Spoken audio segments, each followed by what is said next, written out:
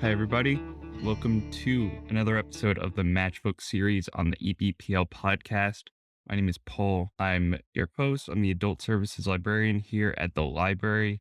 Now, Match+Book, we like to match people with books of certain genres or subjects that are right for them. And we'll try to show you some books you might like that maybe you haven't heard of before or maybe haven't read yet. So the first question here is somebody looking for books that have a combination of adventure and humor for fans of City of Girls and The Extraordinary Life of Sam Hell. These are two great genres that really mix very well. There are a lot of books on this subject. I'm going to try to cover more books than I normally would, but just to get started with one I've really enjoyed is called The 100-Year-Old Man Who Climbed Out the Window and Disappeared by Jonas Jonasson. And yes, he is very Swedish. The title, while very long, is also very descriptive and true to what the book is about. A man on his 100th birthday, he's in a nursing home. They're planning a big get together for him, and he's not very interested. He wants to leave the nursing home. He still feels like he has more life to live outside of it, more adventures to go on. And he doesn't know where this adventure is going to take him, and he doesn't really know where he wants it to take him. So it's really open ended in that way. You don't know where the book is actually going, but you could tell this man is so determined to have a nice time somewhere else. And you find yourself rooting for him throughout the book to make the decisions that will lead to these grand experiences and journeys. I would describe it as a Swedish version of Forrest Gump, only with a little bit more humor and a little bit less drama. I don't want to go too in depth and spoil the whole plot, but he ends up interacting with a lot of famous people from history and influencing a lot of events the way Forrest did in the book and the movie as well. A little tidbit is he befriends Albert Einstein and encourages him to leave his job at the patent office and become a full-time scientist. Obviously, an outlandish thing to happen, but the book isn't trying to be realistic. It's trying to be larger than life. It's trying to be grandiose in this way. And it not only wants to take this man, Alan, on an adventure on his 100th birthday, but it's trying to take you, the reader, on this adventure as well. You find yourself not knowing where it's going to go at every turn. And in this way, you're living it out with Alan, and it makes for a great read. The book is translated from Swedish, but it doesn't lose any of the humor through the translation.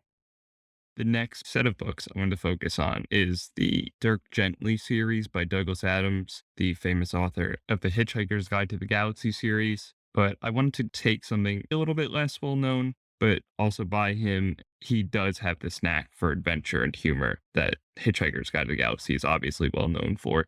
But the Dirk Gently series is also excellent. It is 3 novels. It begins with Dirk Gently's Holistic Detective Agency.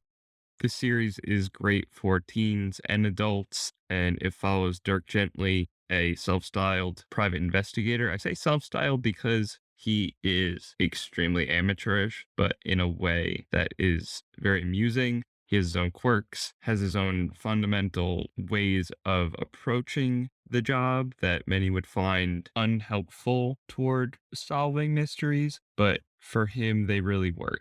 It plays on a lot of well-trodden tropes of the mystery genre, and you could feel Adams including all these complex subplots, connections, associations, and let them explode into one epic culmination point. And he's great at achieving this end. It's a detective story, it's a ghost story, it's time travel, romance, comedy. It is so many genres all packed into one. If you're looking for something like this, you can't go wrong with the Dirk Gently series. The last one on this topic I wanted to mention, it's not just one book, but in general, the works of Christopher Moore. Nearly all of them follow this combination of adventure and humor. They are unfailingly funny, and they follow such different topics as well. I'll just discuss 2 of the books I've read by him, just to give you a little taste of what they're like. One is called Fool, and it's a hilarious new take on Shakespeare's King Lear, seen through the eyes of Court's Fool. This goes in so many directions where the fool is obviously making so many jokes and gags. It is filling the pages, but he's also the butt of so many of these jokes as well. The real genius at the heart of this work is that it keeps the basic events that we know from King Lear mostly intact, but it completely remodels how we view the text in a way that's bawdy, hysterical, and incredibly smart and tightly written as we follow the fool who acts as our eyes and ears throughout the book. Another book that I also enjoyed is called Bloodsucking Fiends, and it follows a woman who is unexpectedly turned into a vampire overnight, and she has to make sense of this totally new reality she's been thrust into. I think that's what more books do very well, is that they're grounded in reality, but they use fantastical elements that are spread out over the course of the work to really bring home how bizarre and insane these situations are that our protagonists find themselves in. Nearly all of Christopher Moore's books follow this combination of humor and adventure. I wanted to move on to our second topic of the day. It is fiction books about nature. In the last episode, we covered nonfiction books about nature, but I've also received questions about fiction books that have a lot of themes to do with nature. So I wanted to tackle that subject as well. One of my favorite authors who writes a lot about nature is Peter Heller. He wrote a book a few years ago called The River about two friends, Win and Jack, who have been friends since freshman year of college. They've been through it all together and they're taking a canoe trip in northern Canada. What starts out as a nice leisurely stroll through the mountains turns into a meditation on survival and man's path into the wilderness. It also touches on their friendship as well. We meet a lot of unexpected characters along the way, some of whom help along their journey, help Jack and Win through the mountains, others who are not as friendly. Peter Heller does a masterful job of painting a picture of this wilderness landscape and the friendship, getting to the heart of how so much of this simple outing is turned on its head by nature. Nature is the force that is really at the heart of the novel. The prose is just masterful. It is very simple, very well executed, and can make this story almost too realistic in ways that have such an emotional resonance to it. It shows how in everyday life, there's all these risks that are posed to us, and it's a disquieting story about coping with the random, unforeseen events that really have a hold on us. Peter Heller also has a new novel out called The Guide that's set at a fishing lodge in Colorado, and a plot to uncover what is actually a more sinister operation lurking beneath this picturesque lodge. I haven't read it yet because it just came out a few months ago and I'm still on hold for it. So I'd love to talk about that more, but unfortunately I cannot. So check that out. If you've read The Dog Stars by him, if you've read The River already, definitely check out The Guide as well. I'm looking forward to it, and I know you will too. The last book I wanted to talk about today is A Piece of the World by Christina Baker Kline. She is the best-selling author of Orphan Train as well. It is an excellent book that has a lot to do with nature, but is also historical fiction in some way. And it's interesting how she couples these elements. So it concerns Christina Olson, a physically handicapped young woman at her family's remote farm in the town of Cushing, Maine. Now, Christina Olson was a real person from history. She posed for the painting Christina's World by Andrew Wyeth. It's the painting with the small girl sitting in the field, staring up at the barn and the house. It's one of my personal favorite paintings, which is why I was inspired to read the book in the first place, and it did not disappoint.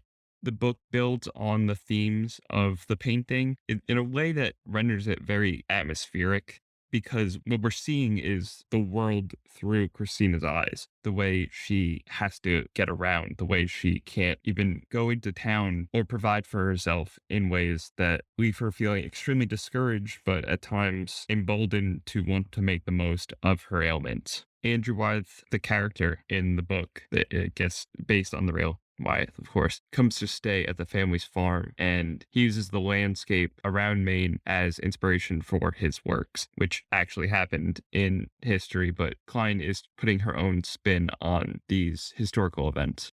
The outcome is that we get to know the actual person behind the famous portrait as we vividly see a complicated relationship with her family, her past, and with the natural world in a way that feels honest. She's bitter, she's frustrated, but at times extremely hopeful. She doesn't want anybody's pity, but is miserable at times. What ultimately happens is we see her making peace with the world around her, and you could see the beauty of the world through her eyes. And it's very powerful, very sad, but also hopeful story at the same time. So if you're interested, please check out any number of those books. I just want to remind everybody that the EBPL podcast can be listened to at anchor.fm/EBP library or wherever you get your podcasts. Thanks again to Melissa Hosig, our editor, for the podcast, and for you for listening. Thank you.